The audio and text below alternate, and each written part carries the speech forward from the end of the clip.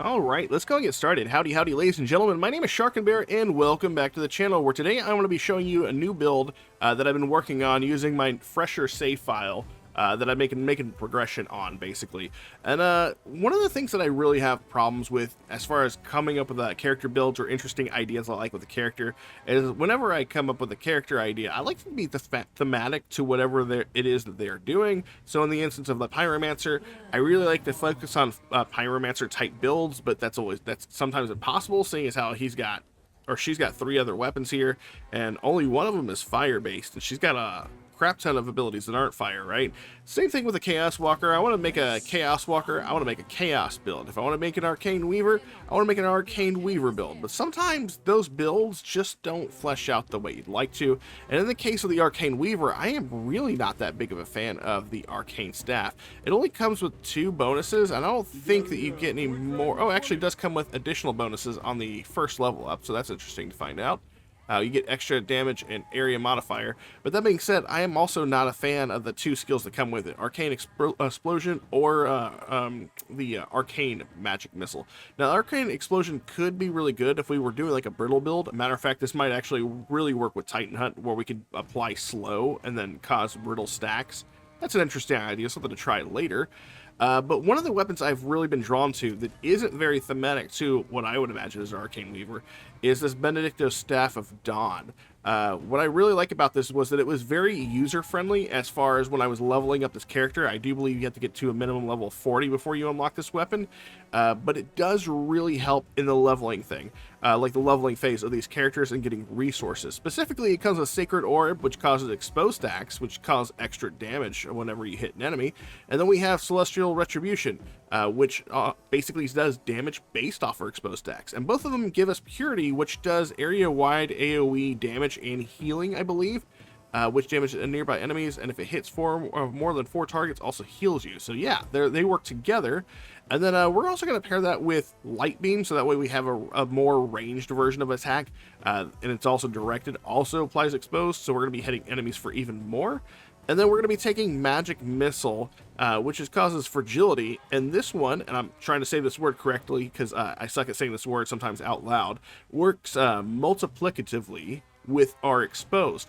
So they actually ramp up the amount of damage you're going to be doing hardcore when you combine it with Fragility from Magic Missile. You may have noticed I only said 4 abilities. That's because we're actually going to be taking Singular Focus here, which I believe Singular Focus is obtained by going through, I believe Singular Focus is actually obtained by going through Tier 6 of the Caves of Dalzog. So by the time you get to Curse Tier 7, you should already be having this rune available to you.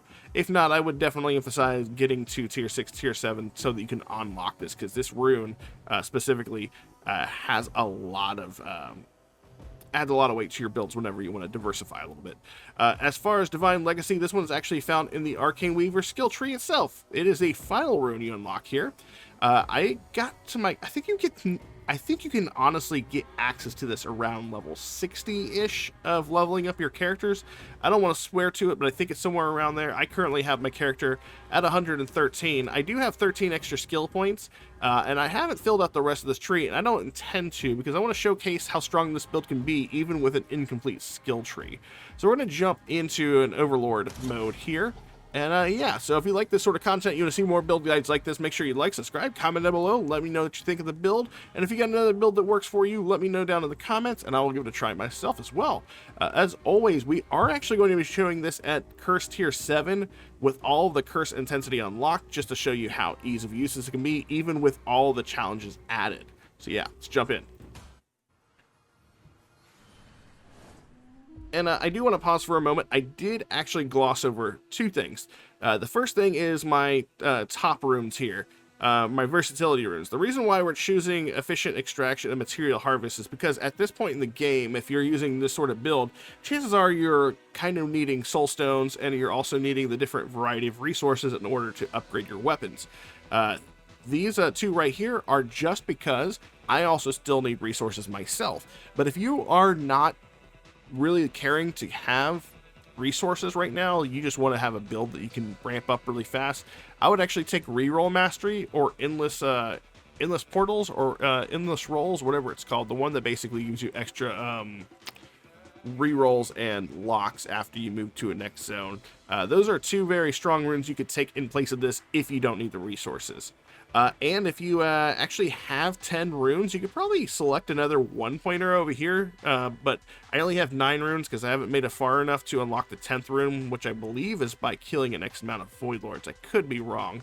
And then our artifact power is the last thing that I didn't cover. Mana Beam summons a crystal close to your position that attempts to create an arcane connection for a few seconds if within range, causing damage and applying daze. So essentially, it's kind of like a tiny turret that hits enemies that are nearby and basically adds crit chance on top of everything else. So there's that.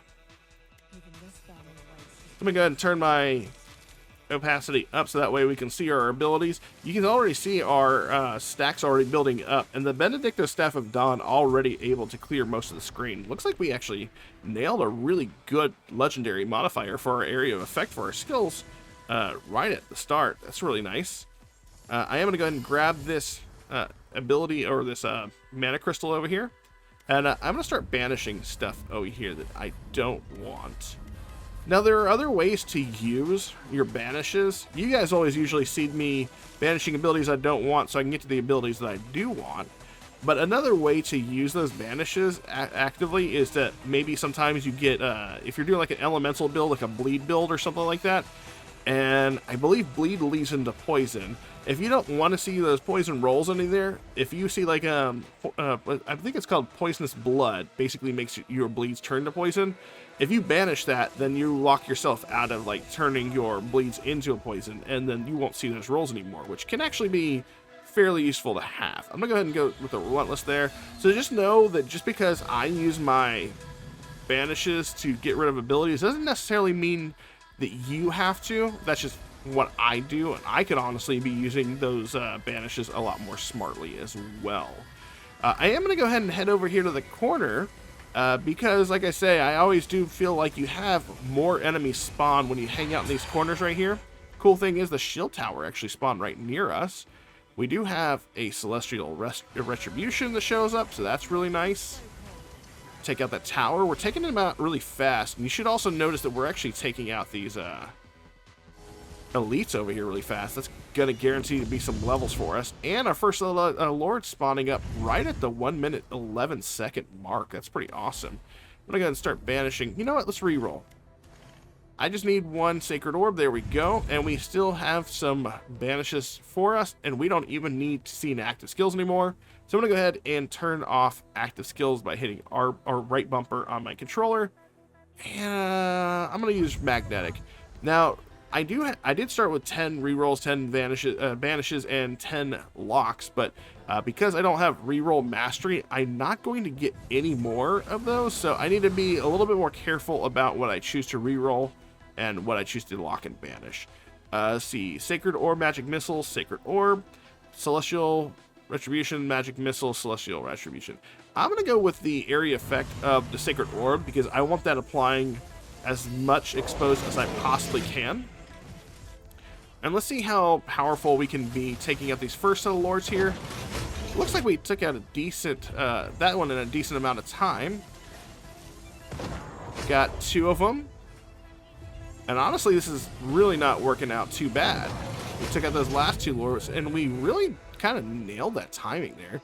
Area effect of all of my holy spells. Nice. I won't complain about that. I'm going to go ahead and pick up one of these. And because I have efficient extraction and material harvest, I do get a bit of materials as well. I'm going to go ahead and pick up Mana Infusion, which basically increases the amount of mana I get from mana crystals all over the map, giving me my, what's this called? I think it's called Mana Empowerment, or Infusion. Mana crystals fall from the sky and can be collected. Completely filling your mana bar grants you infused, which grants the following: 20% damage modifier, 20% movement speed, 10% area modifier, and 50% multicast. That's actually really good. I never think I actually looked at the stats for that, because you do get a buff, and I noticed the buff, and it's a really good buff. I just don't read it a lot. I am going to take the damage modifier, but I am going to take the magic missile first, and that's only because, in case we didn't get an extra level up, we only have one instance of magic missile where we have multiple levels of exposed. So I feel like I want to be able to cast as much exposed as I possibly can. We are empowered right now. I'm gonna lock this, take this, because I want faster cast speed before we get around to the other one.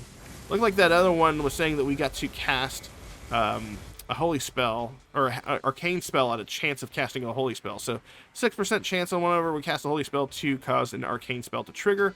That is our magic missile, which is actually really good. So I am going to take that, and anytime we see that, we are most definitely going to take it, because magic missile, again, we only have one instance of it, so anytime I can increase the amount of times I cast it, we are going to be in a good place. As you can see, we're absolutely shredding these enemies. And from what I can tell, we're actually causing more stacks of fragility than we are doing expose. And I think that's mostly down to the fact that arcane missiles shoot several projectiles. And that's really helping us benefit on our damage stacks. We're already at our second set of lords at the 2-minute and 20-second mark, or 28-second mark, really. I don't want to shortchange how cool this is, that we're actually managing to do this quickly, this early in our build. Oh my god, we deleted that guy. He's gone. I feel like that first one popped a lot faster. There we go. K-Thaz down. That was a whole set of enemies down really fast. I am going to lock the health, because I would like to be a little bit healthier. We're going to take that. I do want the behemoth. I'm going to take the mana crystal infusion. Multicast. There we go. And again, we are getting natural crit chance increases due to our artifact power. I don't know what our crit chance is right now. 72%. And we have 9 of those mana infusions that are out that are actually causing daze. And that crit chance is only applied to enemies that are actually being hit with that daze status effect. So our 72% is actually, now that I think about it, not even calculating in the mana, or the turrets that we have on the ground. So it could be higher depending on what we're fighting and how many stacks they have on them. I am going to go ahead and increase the damage, or the area effect of everything. Wait, nice. And how can we not take that cast frequency? That is a 15% boost, it looked like. Could be wrong. I quick math looked at it. 20% chance to cause an arcane from our holy will do. Damage increase of celestial retribution. I'll take that one. I'm going to take the merciless as well. That increases our crit damage against targets that we crit.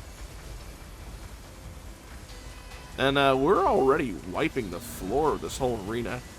If you want to, you don't have to stay in the corner. You can actually go around and pick up these extra resources around the map.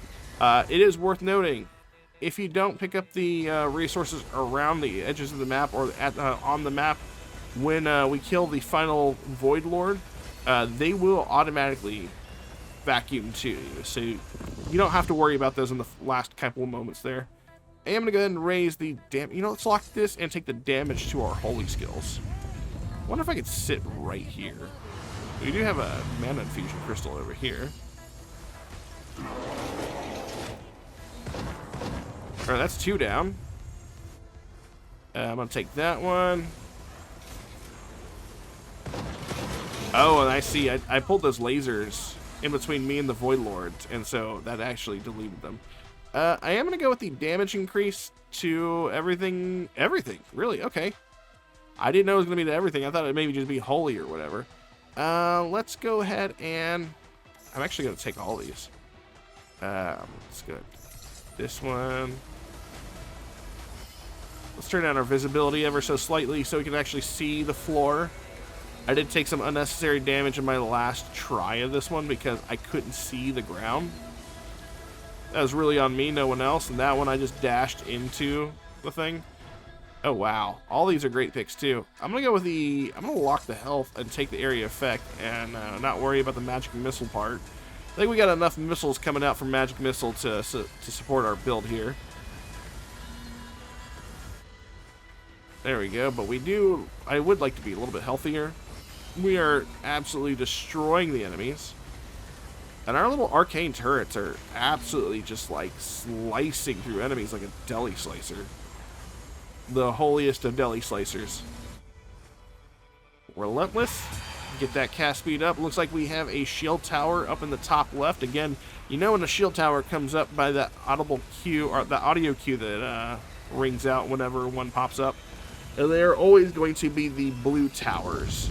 You don't really have to concern yourself so much with the other color towers unless you absolutely want to. They're more of an annoyance than like a hindrance, where shield towers just give your give all your enemies a 20% damage reduction. Alright, that's all of them. Let's do the damage increase.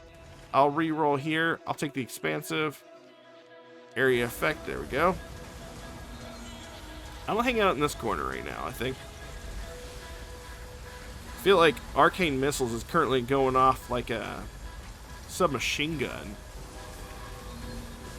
And it feels great. I'm definitely gonna have to give this shot on a shot on Titan Hunt. The exposed is really nice, and we have access to fragility as well. So if we pair this with Broketh's Shatter, I don't see why this couldn't be like an absolute massive dump of damage that we could do. And if we could find a way to pair this with a damage modifier, we could probably do it good there. I might even be able to pair this with something that's unconventional. We'd have to see.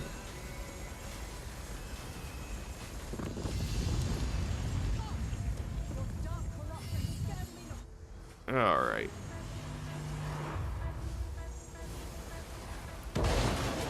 Looks like we got our last set of lords here. We do have to concern ourselves with taking damage from the flamethrower of that Titan right there, as well as Tiegro hitting us with that light beam. But he's dead. Boom. 6 minutes 45 seconds to complete a run to the Overlord portal. That's pretty insane. This is doing fantastic. Now, I'm not gonna lie, I did get lucky with a couple of rolls early on that gave me legendary area effect, that sort of jazz, without having the 25th level give us those legendaries. But overall, this is fairly strong on its own merits. And again, I don't even have the skill tree completely filled out. The only difference I might have compared to you is that I use some of my resources to get my staff to +5. But honestly, you probably don't even need to increase your weapon to +5 in order to get this. I did at least get the artifact power. And the artifact power is unlocked, I believe, at level 3 or 4.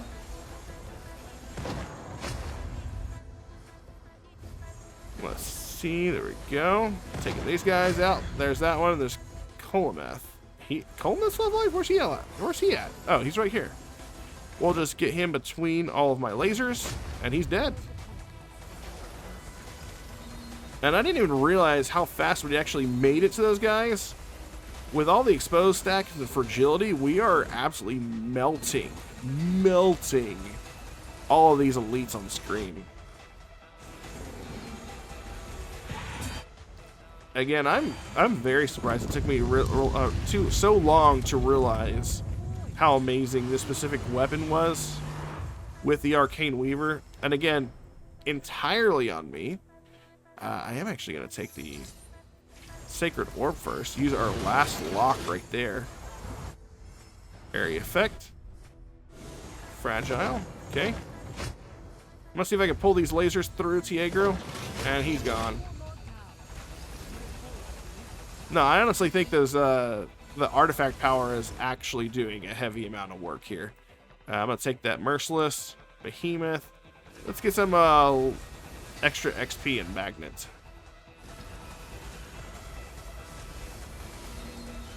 I'm not even going to worry about these XP crystals over here, just because I don't think it's going to be worth it. We've leveled up fast enough. If we're going to keep it up at this rate, we're actually going to be able to wipe the lords out faster than we grab this. Although, I mean, if I'm here, we can kill these guys without worrying about it too much, then maybe I'll take the XP. It looks like I can actually, maybe I'm going to get away with this. I haven't been able to sandwich myself right where I want to in this little Venn diagram of both XP gems. Okay, there goes one. And I didn't even realize we've already summoned the next the next set of Void Lords. So nice. We'll take the damage reduction.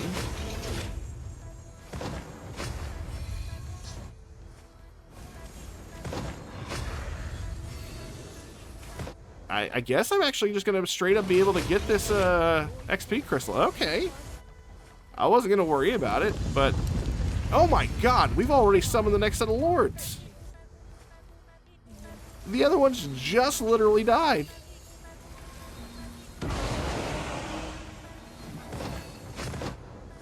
Okay. I see you, Arcane Weaver. Let's do Vicious Strikes. Increases our crit chance on our first hit of an enemy to 100%.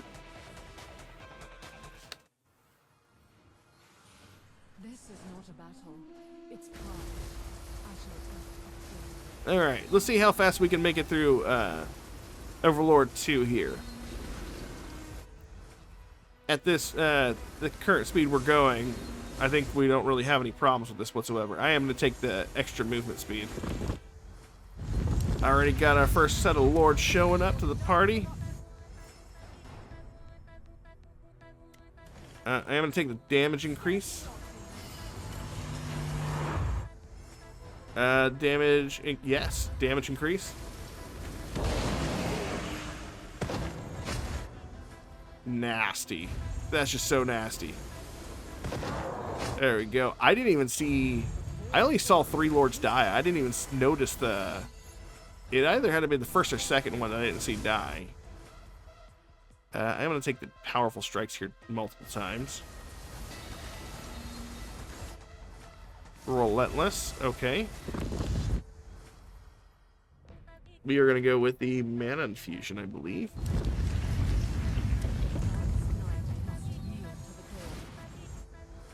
Let's go with the... What is our cast chance? Crit chance. 92%. I'm going to take the Merciless. That is just short of a 40% buff to our crit damage.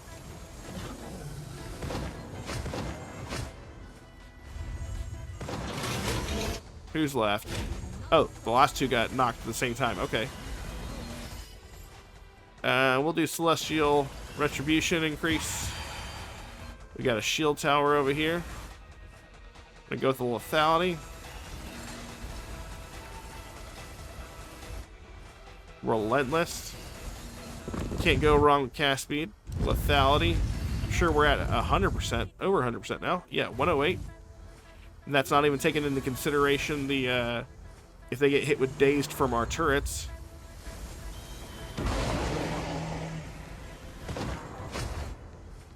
I'm gonna go with a multicast. Area effect. We'll re-roll. 15% damage buff to our damage.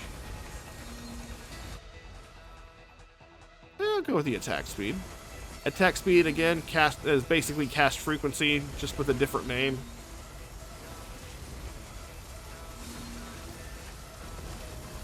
I don't see any elites here. Are they dying before I can get to them or something? There we go. Multicast. I'm gonna do the damage increase.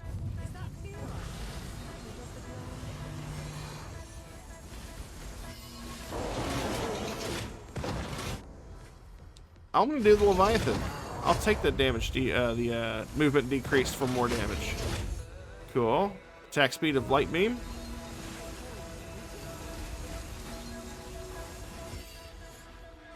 Merciless.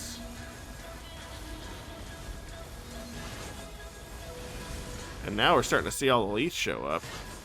Big old robots. How could they not be elites, right?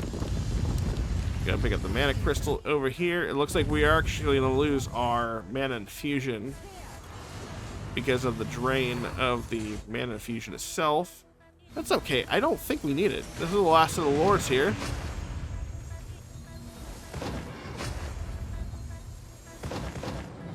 And there we go. That is the Overlord 2. I'm actually not going to push it further than we have it right now, just because I'm just trying to showcase how strong this build is this early in the game, without even having the entire skill tree maxed, having the character with about 100 levels of investment in it to it.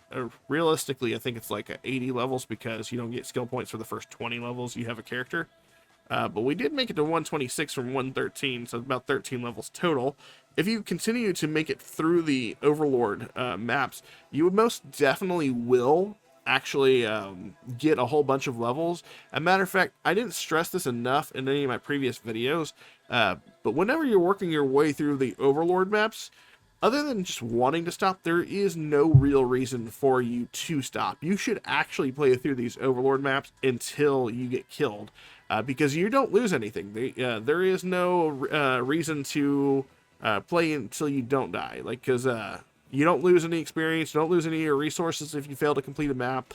You get everything, even if you fail a mission. So, yeah, I can always emphasize that if you're going to play through it, make sure that you play to as far as you can get, just to make it easier. So yeah, looking back at our build, we are using the Benedicto Staff of Dawn. I have it at +5. At +4 is at least the bare minimum, just so you get access to the artifact power mana beam. As far as the skills, we had Sacred Orb and Celestial Retribution there. I didn't take a good look at the damage chart, but I did see that Celestial Retribution actually did a buttload of damage to us, or for us. And then we also did, second strongest skill we had was Magic Missile with the Fragility. And then we paired that with the Light Beam for even more exposed stacks. For our runes, we actually have Dash Mastery, Singular Focus. We have those extra versions of Celestial Retribution and the Sacred Orb, and Divine Legacy, so they get those extra legendary passes every 25 levels. And then for my versatility runes, we have Weapon Expert, Efficient Extraction, and Material Harvest. Or if you don't want these two because you have enough materials, you can actually pair those with Reroll Mastery if you have it, and Endless Refill, which is the other one that gives you extra rerolls and blocks every time you transition to a new area. So that being said, that is the build. If you had another 1-pointer, I might tell you to take like Light Feed or something like that. There isn't going to be a whole bunch of stuff you could take for 1 point, but by all means, cycle through these. So if you have 10 rune points, there's literally one more point you can drop into somewhere. I'd have to take a really good look at it to see what I would take, but that is the build. As far as your skill tree goes, make sure that you're picking up all the important nodes for your mana infusion skill. Is that what it's called? Yeah, mana infusion. And after that, maybe focus on this rune right here for cast frequency. This one right here that increases the damage of your arcane spells by 10%. And because those apply to all of your characters, including this one over here, that gives everybody an additional 10 experience modifier. That's pretty awesome. So if you like this sort of content, you want to see more builds like this, make sure you like, subscribe, comment down below, let me know what you think of the build. Until next time, you guys take care, and I will catch you all in my next video. Later.